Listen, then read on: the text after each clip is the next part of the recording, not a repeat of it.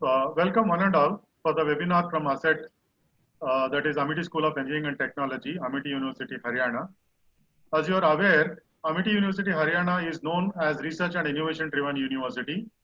The birthday of Honorable Chancellor Dr. Asim Chauhan on 28th September is celebrated in the campus as Innovation Day. And every year, 1 week prior to the celebration of Innovation Day, many activities of research and innovation were conducted and displayed. This year also, amidst the pandemic of COVID-19, AUH is organizing webinars from renowned resource persons and carrying out the research and innovation activities. The present webinar is one of this series being conducted by ASSET. We thank Honorable Chancellor, Vice Chancellor and Pro-Vice Chancellor for their motivation, support and guidance for carrying out these activities. I wholeheartedly welcome the today's speaker for the event. I request Sanjeev Jogi sir to speak, introduce the speaker before we start the session. Thank you. Thank you, sir. Good morning, one and all. Thanks for joining the today's session of MIT Innovation Week. Today, Department of Biomedical, on the behalf of MIT Universities, is pleased to welcome Dr. Anirban Sen Gupta, a very special guest from Vanderbilt University, USA. Dr. Sen Gupta have very special interest in the field of biomedical as he done BTech, MTech, PhD in biomedical engineering. He have done his education from the IITs and IIT Delhi.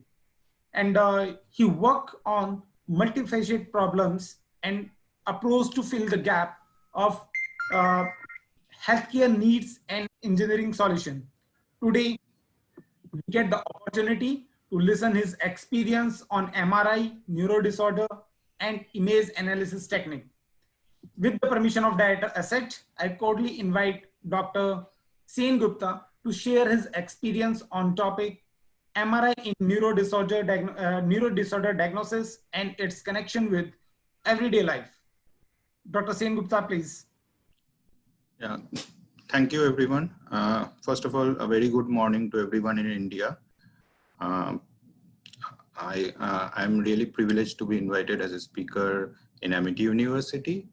Amity University is one of the most esteemed universities in India, and I have got the privilege of acting as one of the members in devising the syllabus recently, curriculum for biomedical engineering in Amity University. So being a part of biomedical fraternity, I can vouch for the high standards that Amity University maintains in a lot of different disciplines under its umbrella. I particularly was impressed by the fact that they put a lot of emphasis on industrial requirements while devising the syllabus. And I'm really honored to be a part of today's seminar and as a presenter here. So I think I will start with my presentation now, and I will share my screen. So if there is some problem, please let me know if someone can't see this.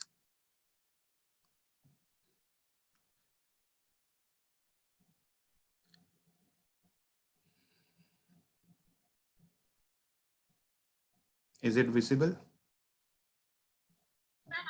Yeah, visible. Okay.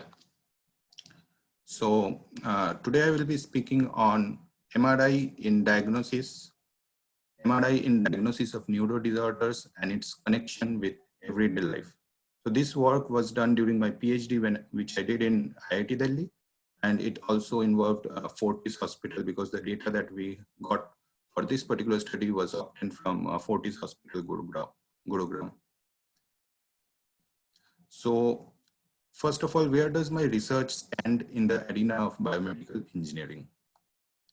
Biomedical engineering as a discipline is quite an old discipline, but it was not known by the name of biomedical engineering till recently. So if you look into the stethoscope, which is something which doctors use every day, this is a biomedical product. And it has been there for the last 200 years, but it was not considered to be a part of biomedical engineering as such, but it falls under the category of biomedical engineering. So the broad areas of biomedical engineering that we know of today and that are taught in undergraduate courses in our country and abroad also are tissue engineering, biomechanics, and other branches mentioned here. So tissue engineering involves uh, looking into cells and tissues outside the human body, that is in vitro, and looking into how those tissues grow outside. They can try to formulate how tumors grow outside the body. And then also they can use those cell culture and tissue culture techniques to develop vaccines, to develop antibodies. Antibodies is something of very much importance right now because of COVID-19, and likewise other applications are there. Biomechanics is another discipline of biomedical engineering which tries to develop prosthetic devices for people who are handicapped because of certain trauma or certain diseases, and they try to develop prosthetics for helping those people regain back normal life. My area of research falls into biomedical imaging, which tries to look into the different parts of the body non-invasively within the body itself. And most of the branches of biomedical engineering has a cross-disciplinary nature. So biomechanics, for example, has a lot of mechanical engineering involved in it. Similarly, biomedical imaging involves applications of signal processing, image processing, and artificial intelligence. Artificial intelligence is anyways one branch which is finding its importance in most of the other disciplines of science. So in my research, the core concepts of signal processing, image processing, and artificial intelligence will find a lot of application. Okay, so let's moving forward. Medical imaging.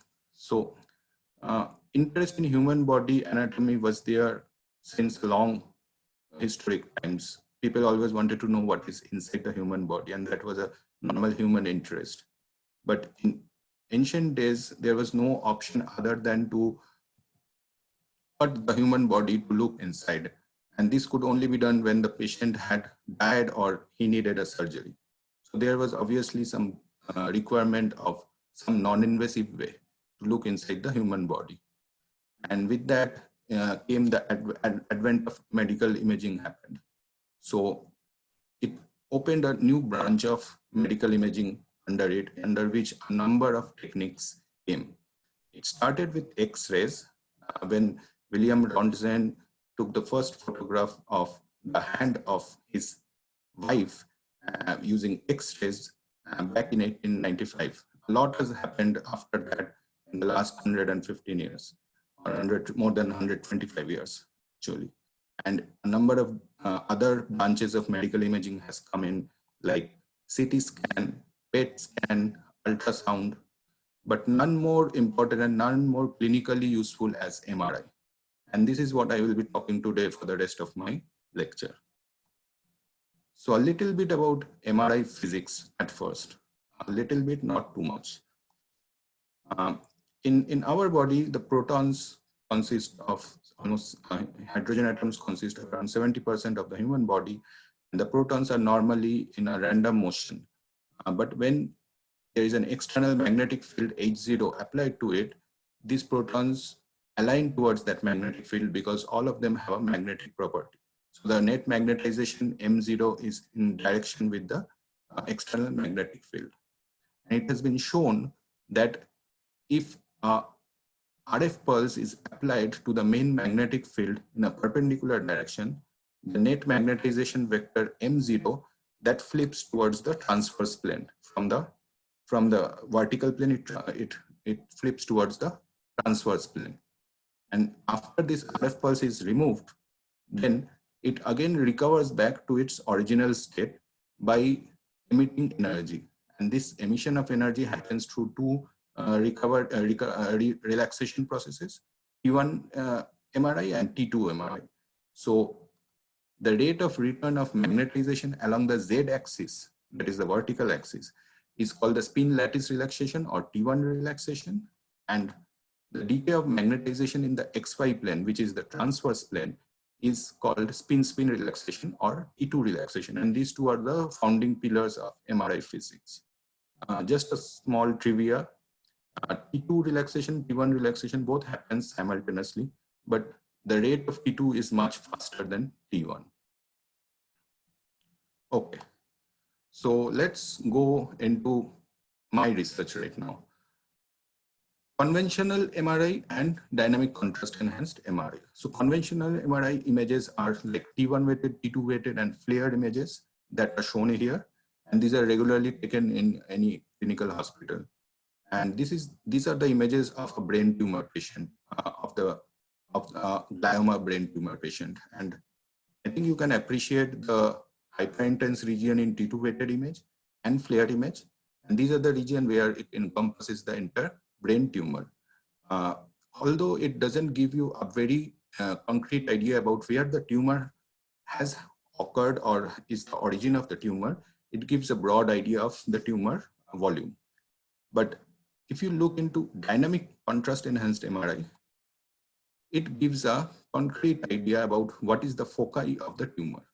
And this is where the advantage of T1 contrast enhanced dynamic MRI comes in. And this is the topic of research today. So dynamic contrast enhanced MRI involves injecting a contrast agent into the patient body, and that contrast agent travels through the blood into the tumor region. And then if there is a blood-brain barrier breakage, that contrast agent leaks into the surrounding region. And a number of images are taken simultaneously. That's why the term dynamic is used. And then a number of parameters are computed from that.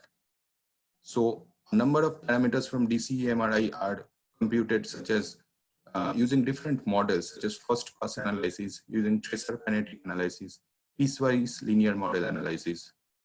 These parameters give different information about the tumor biology. Suppose hemodynamic information of CBF and CBV, cerebral blood volume and cerebral blood flow, that we get from first pass analysis. Similarly, from tracer kinetic analysis, we get several physiological information which tells us about the permeability of the tumor tissue.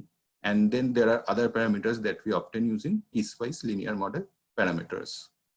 So all these parameters are very crucial parameters which gives a holistic idea about the tumor biology. And that's why dynamic contrast enhanced MRI has a very significant role in today's clinical world. Okay, so let's move into my research problem one, the first problem that I will be talking today. So it is regarding segmentation of glioma. So first, what is glioma? Glioma is a type of tumor that occurs in the brain. It consists of around 75% of all malignant brain tumors. The appearance of glioma tumor varies on different MR images. So the same glioma tumor appears differently on T1 contrast enhanced image and T2 weighted image. The appearance is different. Traditionally, the tumor was considered to have a contrast enhancing part, which is the hyperintense region in T1 contrast enhanced image, a necrotic part, which is this particular hypointense region or dark region in T1 contrast enhanced region, and a surrounding edema part. And this surrounding edema part can be obtained through the diffuse hyperintense region in T2 weighted image. So a different multiparametric approach is required to segment out the different parts of the tumor. Both T1 and T2 image are required. Around early 2010-2011, the RANO criteria came into being, and the RANO criteria suggested, this criteria was formed by radiologists all across the world, and they suggested that there is a non-enhancing component apart from the enhancing component which forms a part of the tumor. So this non-enhancing component is submerged within the edema part, and it remains diffused in the edema part. And the problem is the differentiation between non-enhancing component from edema is challenging because both appear hyperintense in T2 weighted image or flared image. So suppose in this T2 weighted image, you cannot differentiate the non-enhancing tumor from the edema. Like we can differentiate the contrast enhancing or the necrosis here. There is no such differentiation in T2 weighted image.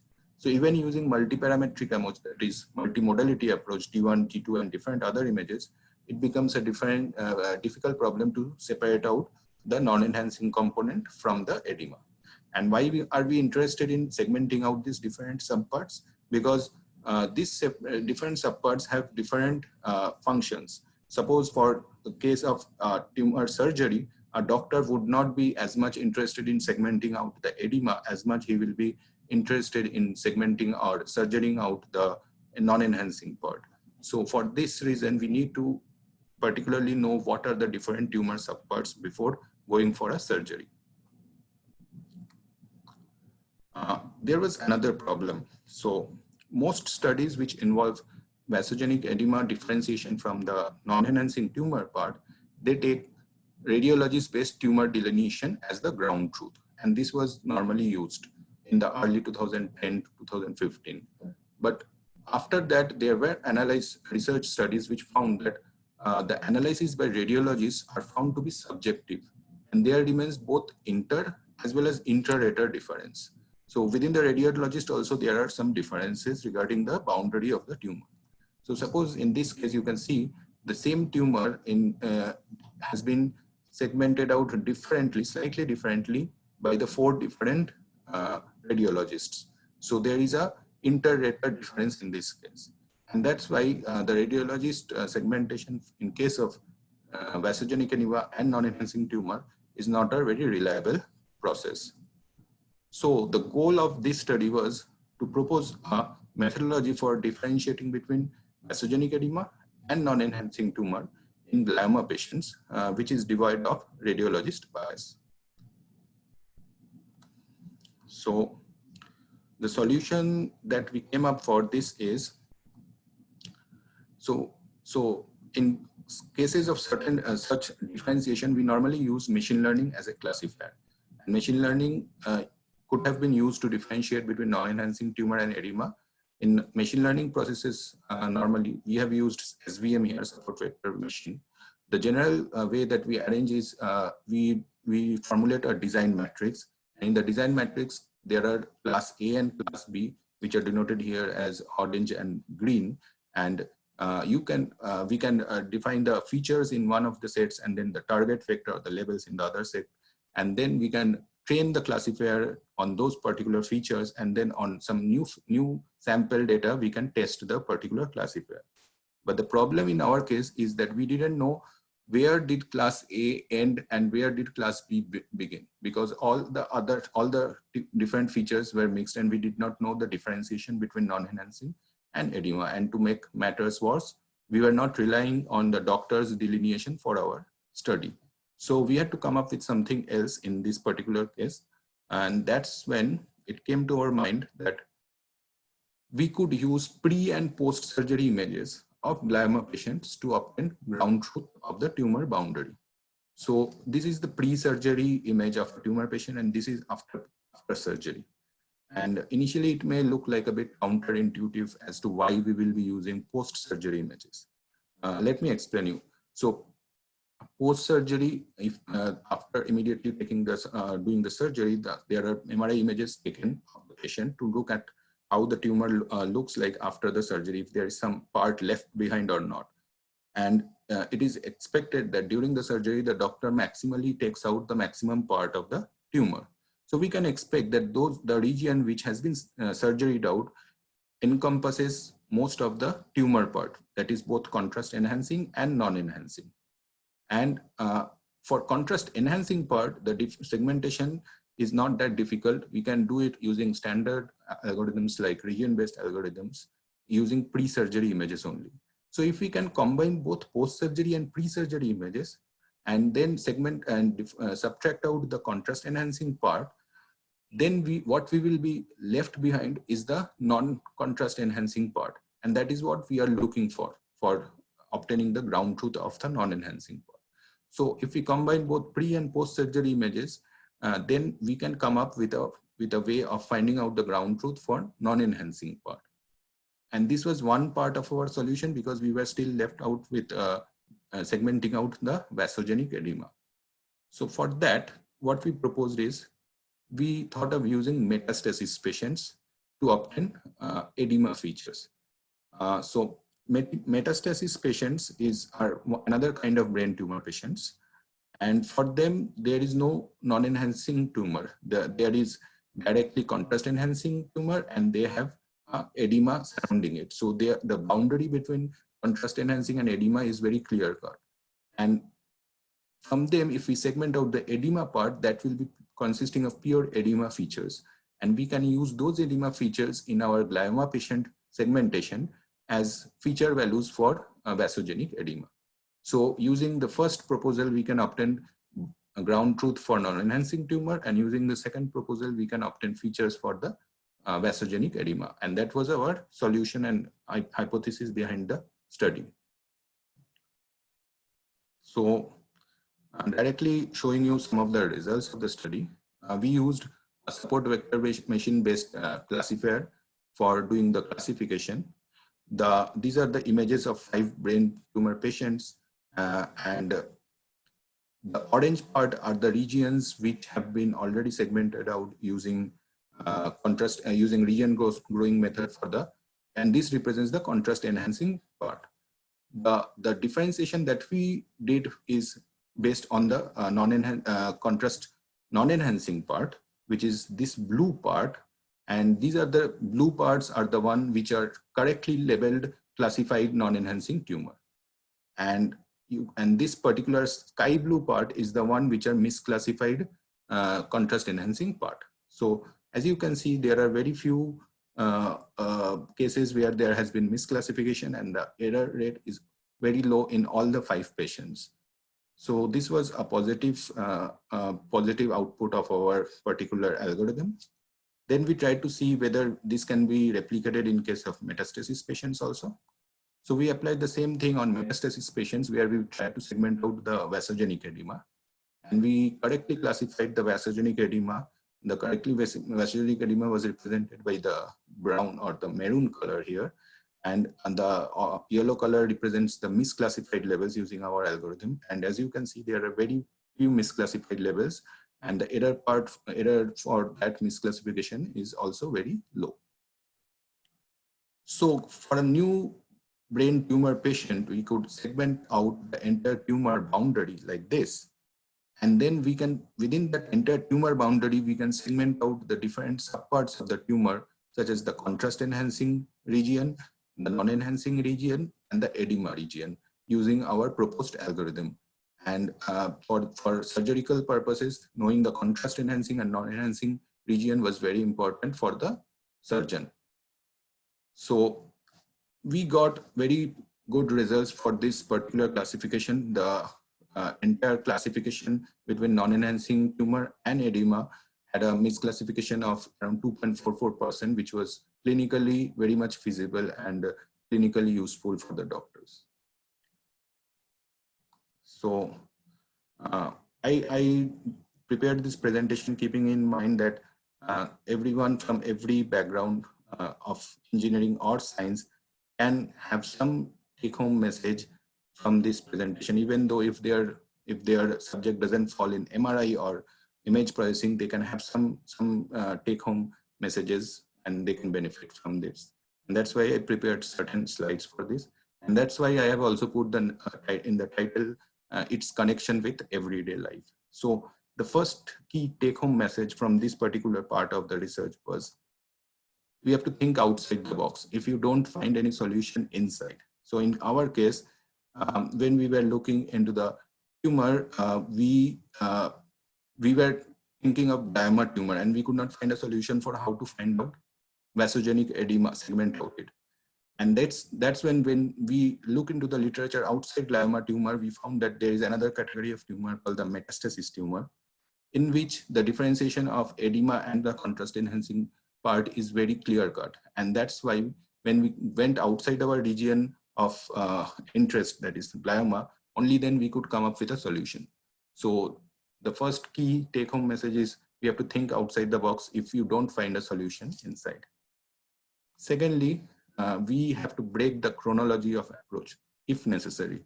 So the normal form of approaching a problem of segmentation is to work from front to back. Like we did the particular segmentation, and then we use those segmentation for surgical purposes. But we went one step ahead and we took the MRI results after the surgery, that is post-surgery results, and we combined it with pre-surgery results. And combining them, we ended up getting the ground truth for non-enhancing tumor. So sometimes we have to break the normal chronology of approach towards a problem and go beyond that to find a solution. And that's how we came out with the non-enhancing tumor part, boundary ground truth. So I hope this may benefit most of the people, at least if they don't get too much into the MRI part of the work. So moving forward, the next research problem that I will be discussing today is grading of glioma. So as I discussed, glioma forms a very dangerous type of brain tumor case, and it has a high mortality rate. So glioma is classified into grade 1, grade 2, grade 3, and grade 4. And the higher the grade, the higher the malignancy of the tumor and the higher fatal the tumor is. And this is according to the World Health Organization classification.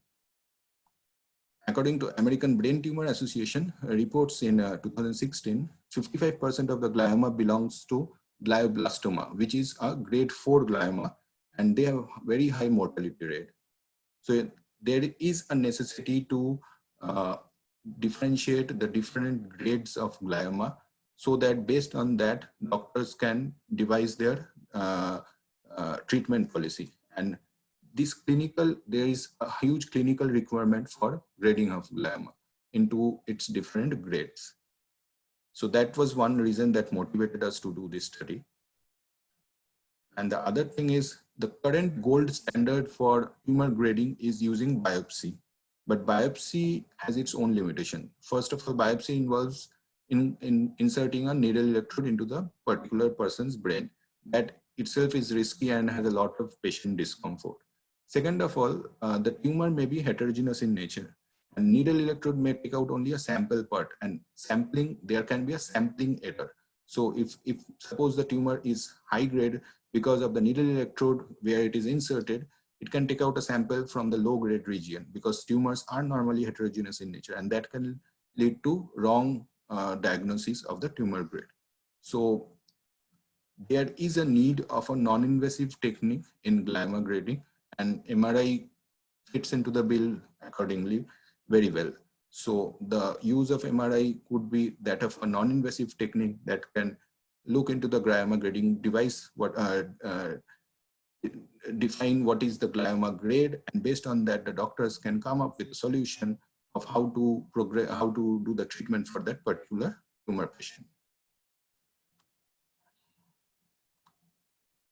So previously, literature exists in which MRI has been used for differentiating between high grade versus low grade of gliomas. High grade means grade 3 and grade 4, and a low grade is grade 1 and grade 2 combined. So there has been some literature that has looked into differentiating high grade versus low grade. But differentiation between intermediate grades, that is grade 2 versus 3 and grade 3 versus 4, has been not reported very much in literature, and there is a lot of clinical requirement for differentiating between the intermediate grades also, because based on that, the treatment therapy can be devised on based on that. And it has been found that the parameters from DCMRI, such as hemodynamic parameters, CPV, CPF, tracer kinetic parameters such as K-chance, VE, VP, etc., they fail to differentiate between the intermediate grades totally. So if you look into the parameters, suppose using CBF, you can see that there is a increasing trend of the parameter values as you go to higher grades, from grade 2 to grade 3 and from grade 3 to grade 4. But there is no clear-cut differentiation value or threshold value based on which we can get 100% classification between grade 2 versus grade 3. And this is true for all the other parameters if you look into them individually.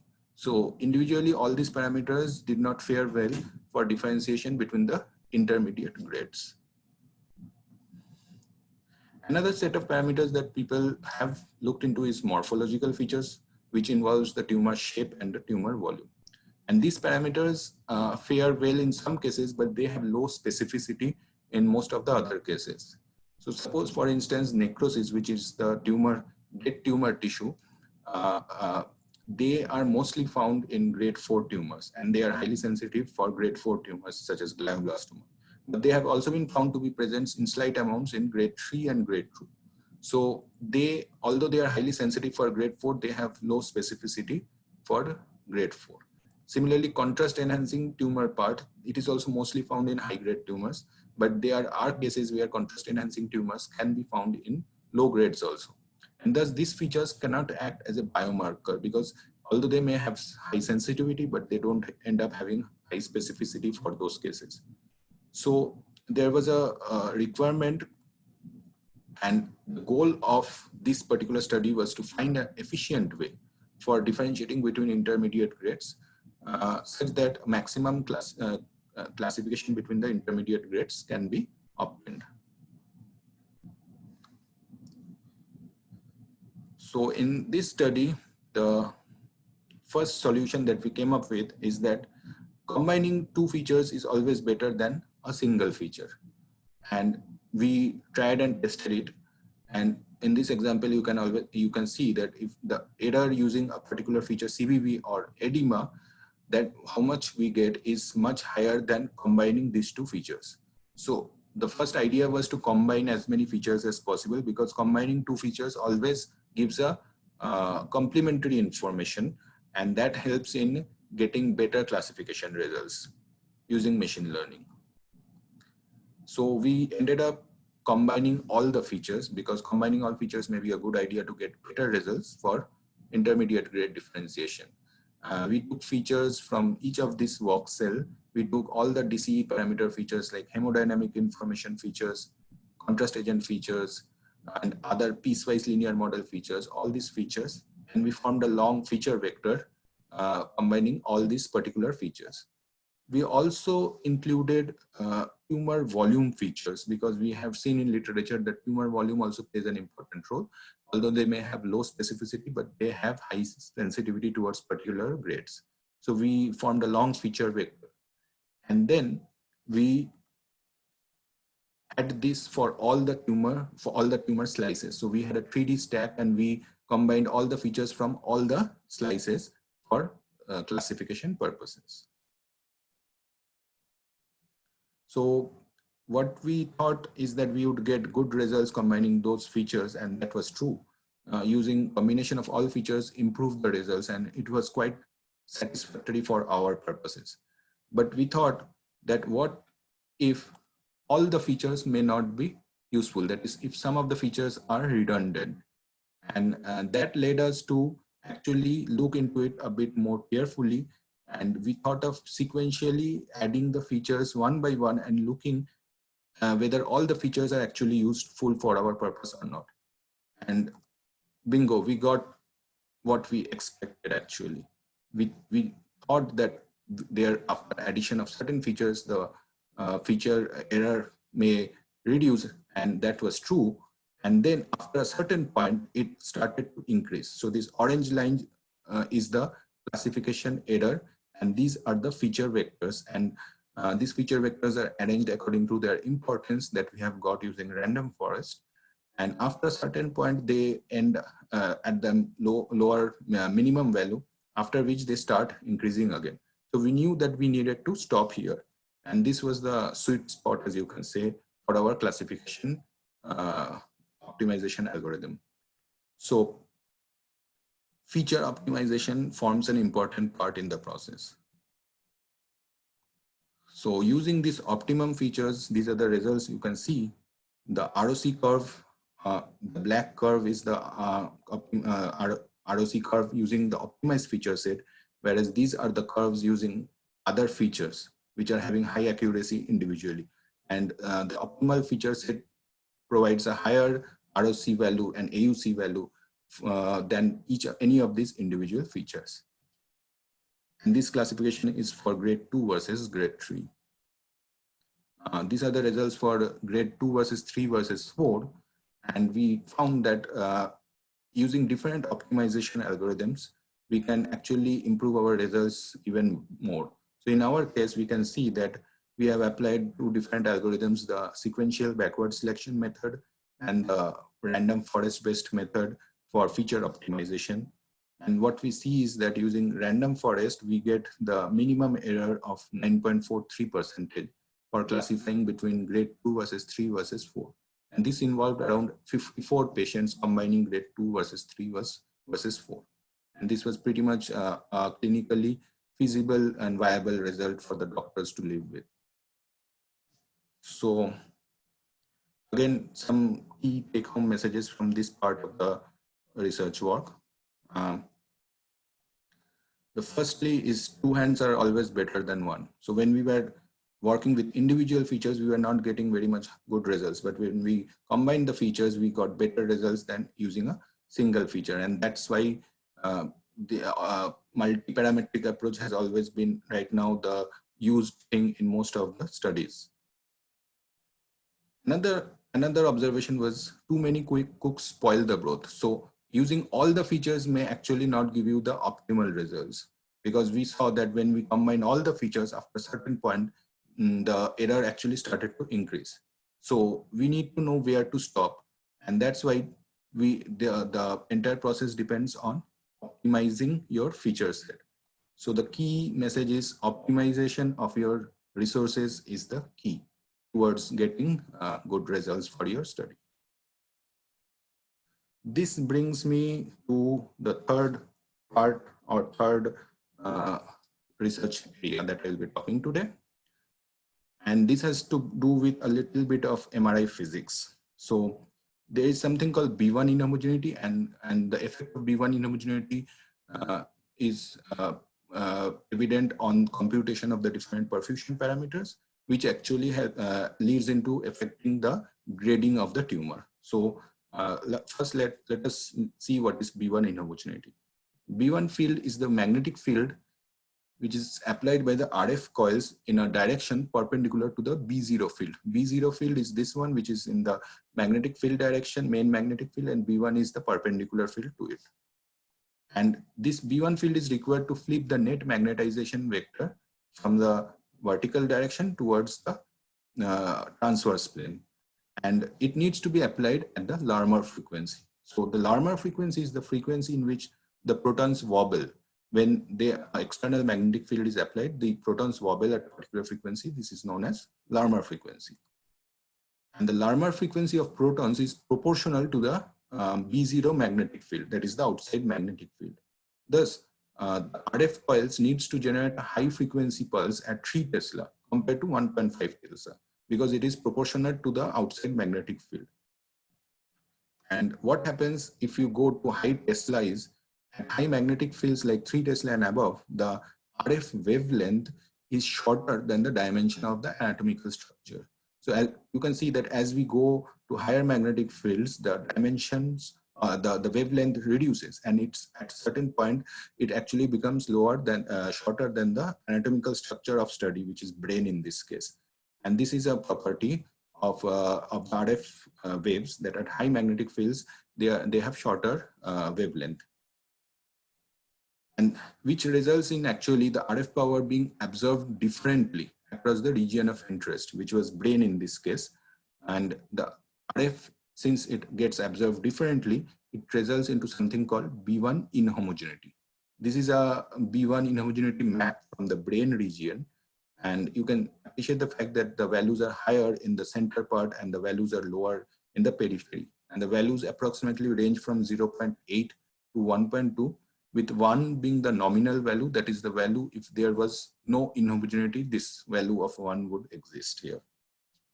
But this 1 value is something which is an ideal situation. In reality, the values vary between 0.9 to 1.5, 1.15, and it can also vary somewhat to 0.8 to 1.2 in certain cases. So just to give you a broad picture, I have given this particular image. So how does it actually affect grading and computation of different perfusion parameters?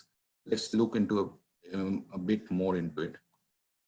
So I don't want to frighten you with this particular image. This is a very complex figure, but I will try to break it down into subparts to explain it.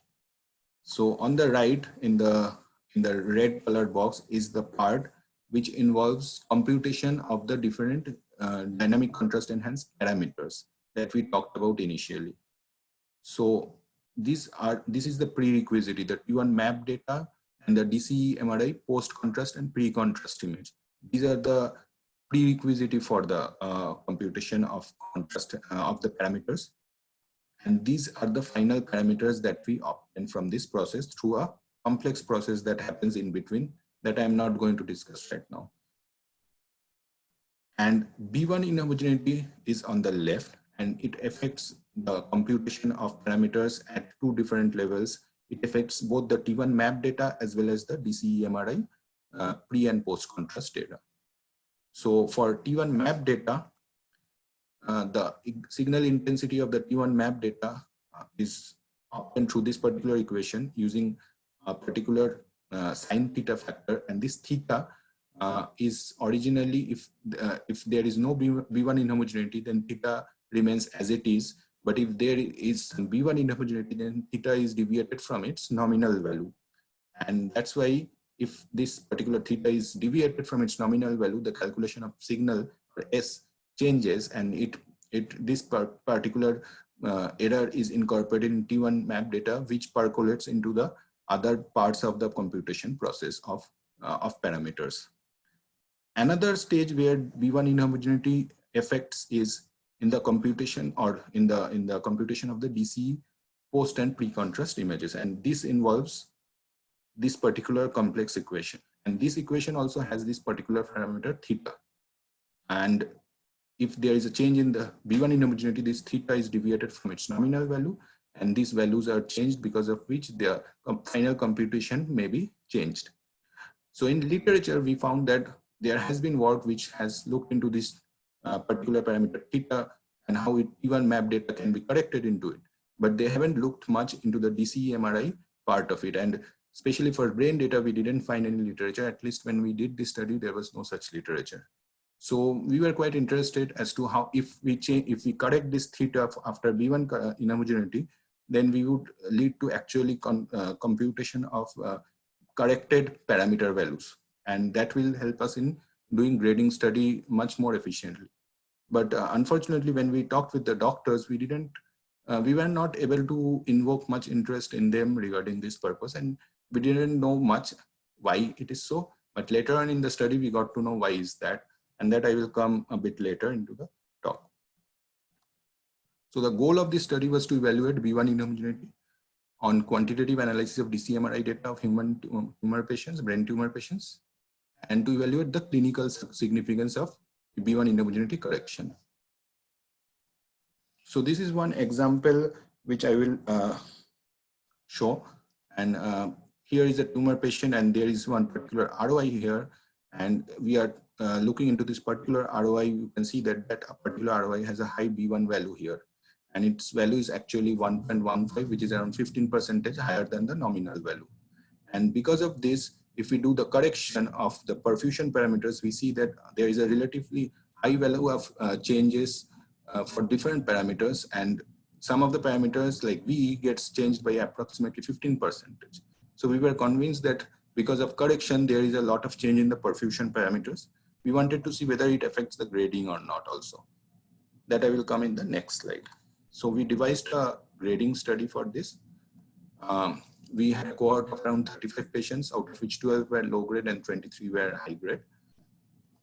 And we did compute the perfusion parameters both before and after B1 correction. And after B1 correction, what we found is that the variation of parameter values within the same grade reduced a lot after B1 correction. And for some cases, it reduced by 15%, such as in case of VP. So reduction of variation means the parameters value within a certain grade becomes much more homogeneous. And that means differentiation between different grades becomes much more easier.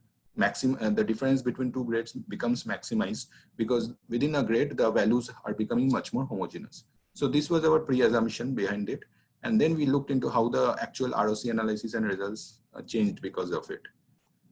But the ROC analysis results were not very much encouraging. So these are the ROC analysis results, the sensitivity, specificity, AUC before correction, and these are after correction. So if you look into the AUC or the area under curve, you can see that the values for these particular parameters do not change much from before correction to after correction. For example, K-trans has around 0.859 AUC before correction, and after correction it is 0.866. So it is hardly any particular change of which may be of clinical significance. And that's when we got to understand that maybe because of this, the doctors may not be actually interested in doing this particular study because it did not have much clinical relevance. But we deep inside, we knew that there was a technical error in the computation of the parameters, and we wanted to dig inside to see why this error is not actually showing up during the grading of the studies. So we thought of doing some more simulation studies to understand this process. And so we went into doing some simulation studies.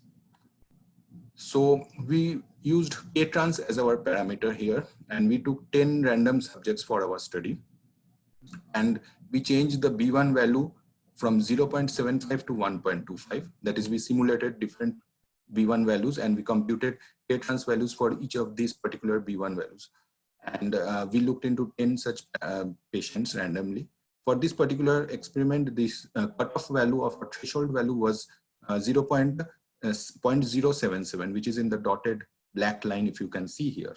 And we saw that out of the 10 patients, actually 4 patients had their K-trans value change from one grade to another due to this simulation study. And if we look into those 4 patients a bit more deeply, we can look into them by zooming into those 4 patients specifically. So suppose we talk about this particular patient, which is in the blue line, the nominal value of it at B1 is equal to 1 is around 0.085. And if you increase the B1 value higher than 1, then it remains in the same grade. So in this case, it is above this particular cutoff line, that is, it is a high grade case, and it remains high grade if you even increase it till 1.25. If you lower the B1 value to 0.075 at the fag end, it changes the grade.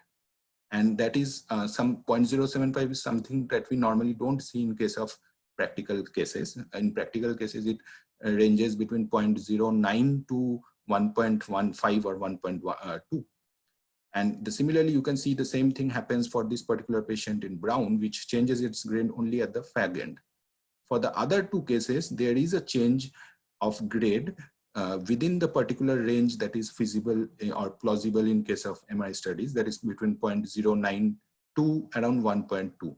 And this is because their values at the nominal value is close to the cutoff value of 0.077. So if the values are far away from the cutoff value, then it may not actually change even if you apply a high B1 inhomogeneity at that particular ROI. So the conclusions from this were appropriate cases for illustrating the clinical significance of B1 inhomogeneity effect are those where the perfusion parameters at the ROI have values near the near cutoff grading, that is, it has close values that near the cutoff value, and its location coincides with a region of high B1 inhomogeneity. And these 2 particular cases has to satisfy.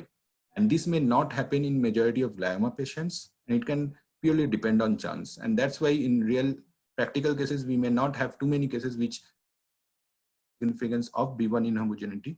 But in theory, there is a high importance of doing this study to show that if we have taken a number of patients, this would have definitely mattered in grading. So again, key take-home message from this particular study, and this is the last study, is firstly, appearances are often deceiving. So in our case, we thought that since the grading was not affected, the parameter values may not get changed because of B1 inhomogeneity. But we were wrong. The parameter values were actually getting affected because of B1 inhomogeneity, but still the grading was not getting affected because of the other simulation studies told us that it has to happen 2 simultaneously situations has to satisfy, and only then the grading will change. And that's why we were not actually having any thought of doing that study initially, and the doctors were also not very much interested. But technically we found that this had a lot of significance. So appearances are often deceiving. Secondly, when in doubt, try to do simulations. In reality, we could not have tried to get so many different B1 values from 0.075 to 1.25, even if we had worked with maybe 100 or 200 patients. But using simulation, we could do that study, and we could find out why the change in parameter, change in B1 did not affect the grading using simulations very easily. And that's why, if possible, always we should try to do some simulations to better know about the subject. So with this, I will end my presentation today.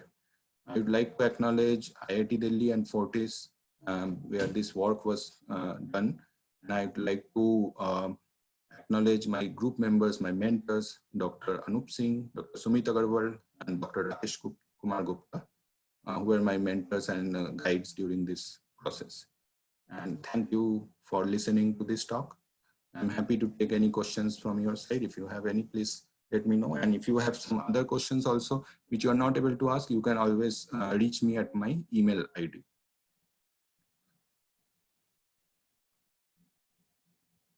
So should I stop? Okay. Yes, Dr. Niban, yes, you give a splendid information and a splendid presentation in front of us. But I'm really amazed at how you did this all study, because there are a lot of difficulties in when you maybe you face, especially when you talk about the there's a it is very hard or very difficult to separate the edema part with the non-enhancing tumor.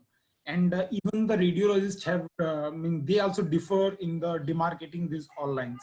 So may you please share your experience, how you get the data from the hospitals, because in India, the patients are also reluctant to spend a lot of money on the imaging part, because yes, on the treatment they are agree, but on the imaging side, the data is not ready with us.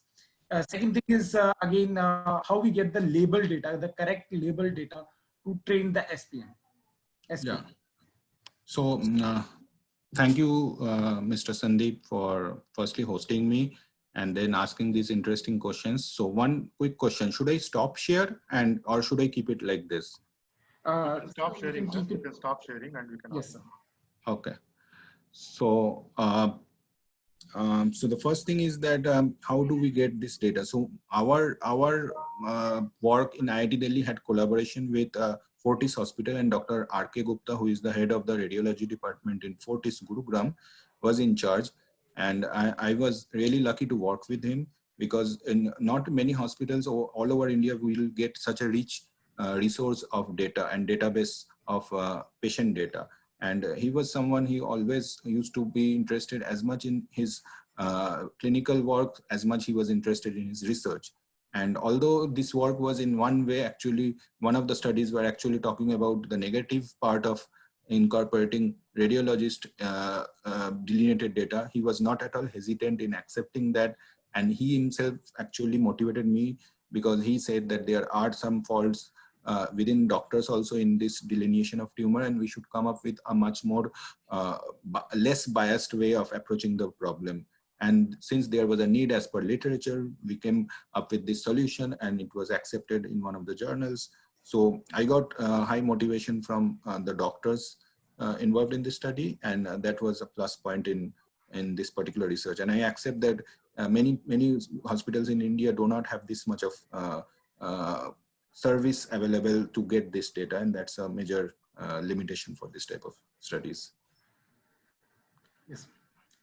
So, so one more question, if you have a time, sir. So one of our audience want to know that what type of simulation platform we you use for this study, whether it is I mean ready-made tools or you develop it from the scratch. So we used MATLAB-based tools, and all the codes were written in MATLAB, and it was developed by us. It was not developed by any particular software. We used a MATLAB platform. The only thing that we required is to know about the equations and how they relate to each other. And after that, we could develop the codes on our own. And I would suggest to, if someone is trying to develop something, it is better to do it on their own, because that gives you a much more flexibility. If it is available, then it's fine. But if you want to do much more tweaking with the parameters, then you should develop the code yourself. There's a question from one of the students who has messaged me. The question is about the radiations of this MRI scanning and all. Are they dangerous for any No, part of your body? no. The radiation from MRI is not dangerous. MRI, in fact, doesn't have radiation. It is from CT scans and X-rays that we get radiation. MRI is a non-ionizing thing, and still now it has not been proved to be having any effect on our body. Yeah, there are some cases where people have worked on the effect of contrast agent injection on the human body, and dynamic contrast enhanced MRI involves injecting a contrast agent. But those results are also found to be, those fear is also found to be unfound. Like people have done a lot of research on it, and after even 20 years of it, people have not found any significant evidence of having any fatal effect of doing DCE MRI, contrast agent injection. There's another interesting question. They are asking me, like, asking you, in fact, the speaker, that what are the limitations of these, these scans which you mentioned? So the limitation of the particular study is that, first of all, in any case of clinical study, you need to have more number of samples. And if we can do this particular study maybe on another 100 number of patients, then the results may change a bit. But we strongly believe that this number of samples was sufficient enough, because we did some sample size calculation before the study. But in general, the higher the number of samples, the better it is. And another limitation which I would like to think of is that it's often possible that when we get the data, the protocols are not fixed a priori. So most of these studies are retrospective studies. That is, we didn't develop the protocol for this study. This type of protocol was already existing in a particular clinic, and we use their data. And what happens is that since it has already been developed there, the protocols are not devised according to our requirements. And so we have to fit in our goals according to the already existing protocol in that particular hospital. So that is one limitation that we have to live with. The more important and difficult thing is that if those protocols change over time, then our experiments has also to manage with it. So since in India, we don't have many places where there are research-oriented scanners, and that is something which I see when I come outside, and I'm right now at the US. So I can see that in most educational institutes, they have their own research scanners. So they can actually do all the protocol setting on their own, and they can devise their research project as they want. But in India, unfortunately, it is still not the case. And that's why we have to adjust according to the clinical requirements at that place. So that is one limitation. There's a question from Viswajit today. He's asking, does the value in the samples vary with the geography? The value of the samples? Vary with the geography.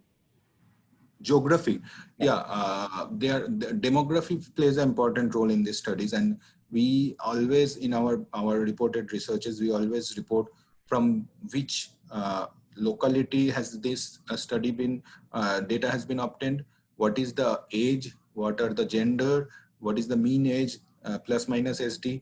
All of these things have a role, and we generally report all of this.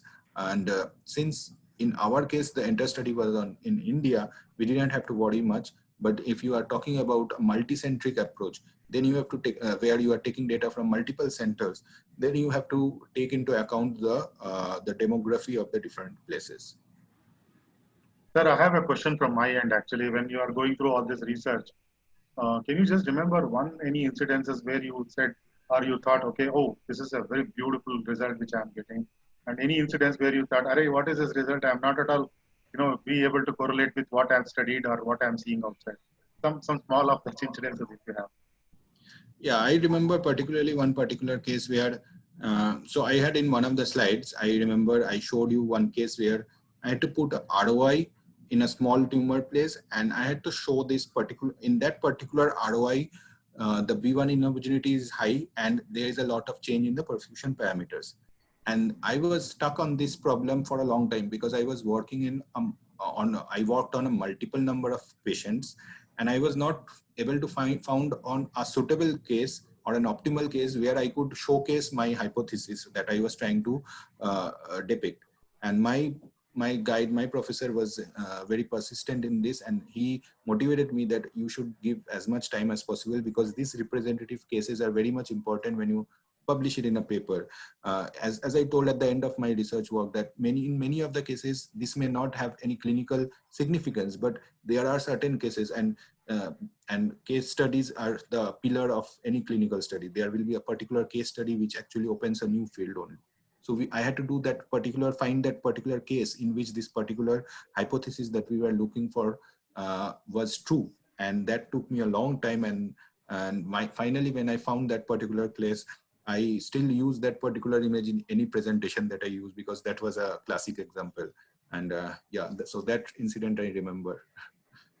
What is your suggestion or advice for the people who would like to take biomedical engineering as their career, and especially in the post-COVID region? So post-COVID, the importance of biomedical has increased even more. I have been in biomedical for the last 16 to 17 years since my undergraduate days, and I have seen this biomedical thing grow in India basically, apart from few places where it already existed by that time, but most of the other places didn't exist back in 2000, early 2000, middle 2000. And now it is there in many places, and I am very optimistic that it will have a lot of other new colleges also coming up with this. After coming outside India, I found that biomedical engineering is the hottest discipline out there, because most of the people who are having the highest marks and highest grades, they go for biomedical engineering. Here the most scope for research is there in biomedical engineering, as well as most fund from the government is also there for biomedical engineering. And I hope that this thing comes true in our country also, because biomedical engineering is one discipline which is going to change the human lives. And that is at which we can right now appreciate after the COVID-19, that the maximum research funding should go towards those sectors which works on human life development. And biomedical engineering is one such discipline. I think there are no more questions in this. Jogi sir, would you like to thank her? Or shall I? Yes. So Dr. Nirban, really we are thanks for you from bottom of our heart that you give the splendid presentation, especially you incorporate the all things like from the basic, from what is MRI and then you go for the research area, and then what are the problems and what are the take-home messages. This really enlightened us how to present and how to do the research activity continuously. So we are grateful for your presentation. Thank you, sir. Thank you. I am also very much thankful to you people for inviting me to present here, and I purely from the bottom of my heart, I also thank you. And it is my privilege to actually give a talk in esteemed universities such as MIT University. Surely. Dr. Arimar, so nice of you. Thank you so much for connecting with us. We hope to continue with some more programs of this type. Thank you very much. Thank you. Yes, sir. Sure. Thank you, sir. Okay.